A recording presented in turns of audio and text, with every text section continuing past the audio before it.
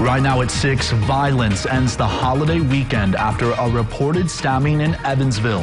We'll have the latest next. Plus, a woman was sent to the hospital after being hit by a vehicle in Evansville last night. Those details ahead. And a busy night for police across the River City. Over 100 calls on the 4th of July. What police responded to next. Eyewitness News at 6 starts right now. Live from the CW7 studio, this is Eyewitness News at 6. Good evening and thank you for joining us. I'm Noah Alata. We begin tonight in Evansville with developing news from a South Side apartment complex. Dispatch tells us officers were called to the 2700 block of Lodge Avenue just after 10 this morning for reports of a possible stabbing incident. Now, neighbors at the apartment complex tell us that they have had enough and it's time for something to be done with the ongoing violence. But there's kids out here. We don't have time for stabbings, shootings, fights. I mean, we have little kids.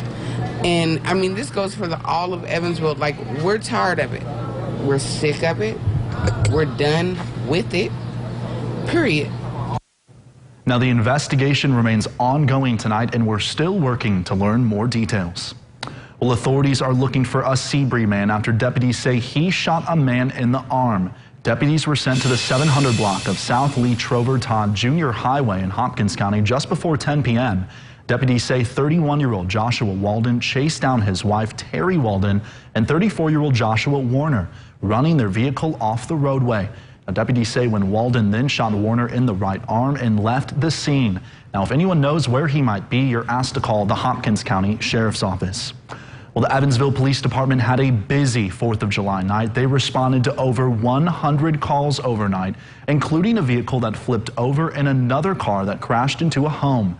Police shared this photo on their Facebook page. Now, EPD says that they were investigating a fireworks complaint when this vehicle sped off after seeing police arrive. The vehicle was found later after it had crashed into a home and damaged a gas line. Police say no one was home at the time and the suspects abandoned that vehicle. Authorities are still investigating. Police say they also responded to South Bakey Road after a driver lost control, crashed into a light pole, and flipped. EPD says the person was intoxicated and arrested. No one was seriously injured. Now to an Eyewitness News follow-up in Henderson after a vehicle crashed into a mobile home. Henderson police tell us tonight no arrests have been made after that crash Saturday night in the 3000 block of Stratman Road. Witnesses on the scene told Eyewitness News that a white car flew off the roadway, landed on top of another car, and then hit another vehicle before striking that mobile home and a person standing outside.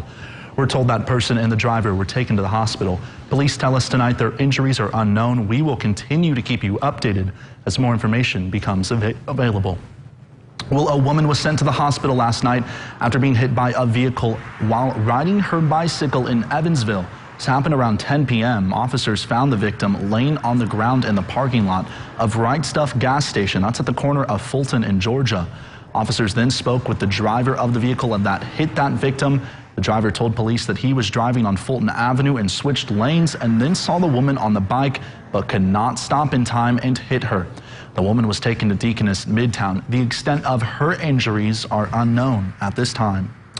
Wear a mask, social distance, wash your hands. We've heard this message over and over the past several months, but depending on where you live, these things may or may not be enforced. That mixed message, some leaders say, is stoking the virus. Whitney Wild with the